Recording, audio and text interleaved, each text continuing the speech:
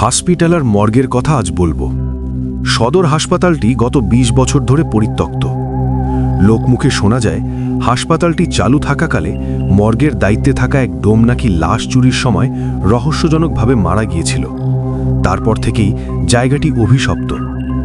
অমিতের বরাবরই অ্যাডভেঞ্চারের নেশা।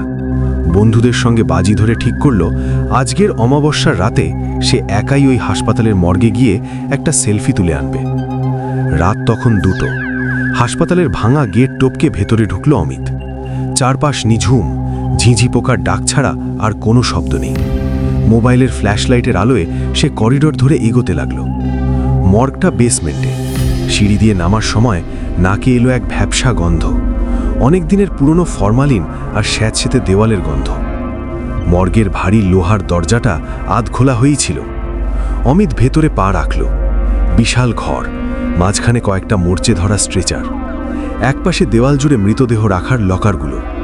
অদ্ভুত ব্যাপার হলো এত বছর পরেও ঘরটা অস্বাভাবিক রকমের ঠান্ডা। মনে হচ্ছে যেন এসি চলছে। অমিত সাহস সঞ্চয় করে লকারগুলোর দিকে এগিয়ে গেল। সবগুলোর দরজা খোলা বা ভাঙা, কেবল 13 নম্বর লকারটি একেবারে শক্ত করে আটকানো। অমিতের মনে কৌতূহল জাগল। সে লকারটির হাতল ধরে টান দিল। জ্যাম হয়ে আছে। সে আরও জোরে টান দিতেই ক্যাচ ক্যাচ শব্দ করে লকারটা খুলে গেল। ভেতরটা খালি, কিন্তু লকার খোলার সাথে সাথেই অমিতের মনে হলো তার ঠিক ঘাড়ের কাছে কেউ ফিসফিস করে বলছে, জায়গাটা খালি করলি কেন? অমিতের শরীর হিম হয়ে গেল। সে দ্রুত পেছনে ঘুরল। কেউ নেই, কিন্তু টর্চের আলো স্ট্রেচারের উপর পড়তেই সে দেখল একটু আগে যেটা খালি ছিল সেখানে সাদা চাদরে ঢাকা একটা শরীর শুয়ে আছে। ভয়ে অমিতের গলা শুকিয়ে গেল। সে পালানোর জন্য দরজার দিকে দৌড় দিল, কিন্তু হায়, দরজাটা নিজের থেকেই দড়াম করে বন্ধ হয়ে গেল। অমিত দরজায় ধাক্কা দিতে লাগলো, চিৎকার করল, কিন্তু লাভ হলো না। হঠাৎ তার কানে এলো স্ট্রেচারের চাকা গড়ানোর শব্দ। ক্যাচ ক্যাচ শব্দটা তার দিকেই এগিয়ে আসছে। অমিত ভয়ে দেওয়ালের সাথে মিশে গেল। মোবাইলের আলোটা কাঁপা কাঁপা হাতে সে সামনে ধরল।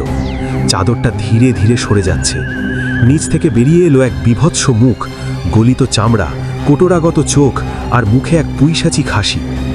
অমিত জ্ঞান হারানোর আগে শেষ যে দৃশ্যটা দেখল তা হলো সেই লাশটা উঠে দাঁড়িয়ে 13 নম্বর লকারটার দিকে ইশারা করছে, যেন অমিতকে নিজের থাকার জায়গাটা দেখিয়ে দিচ্ছে। পরদিন সকালে পুলিশ হাসপাতালের বাইরে অমিতের মোবাইলটা খুঁজে পায়, কিন্তু অমিতের কোনো খোঁজ মেলেনি। তবে পুলিশ যখন তদন্তের জন্য মর্গে ঢোকে তারা দেখতে পায় 13 নম্বর লকারটা ভেতর থেকে লক করা, আর তার গায়ে তাজা রক্ত দিয়ে লেখা, নতুন অতিথি।